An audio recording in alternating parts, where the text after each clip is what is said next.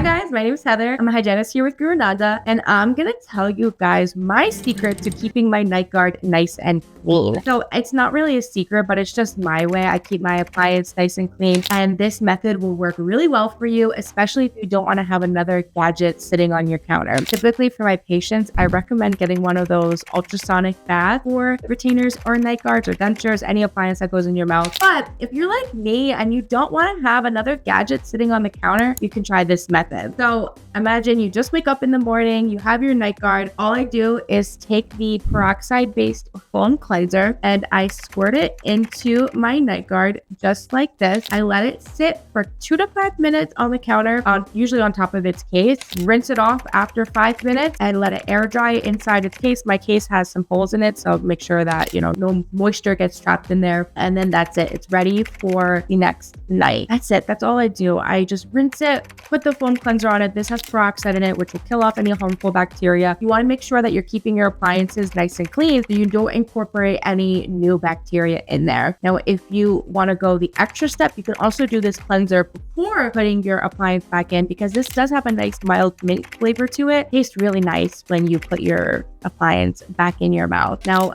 once a week, maybe I take a toothbrush with some dial soap, and any antibacterial soap will work, and I scrub my night guard, but I don't do this every day. You can do that every day, but I typically do that about once a week. Give it a nice, good, deep cleaning. But that's how I keep my night guard nice and clean. Super simple, and it stays stain-free, and it hasn't tarnished or turned yellow or anything like that. Okay, that's it for today's video. I'll catch you guys in the next one.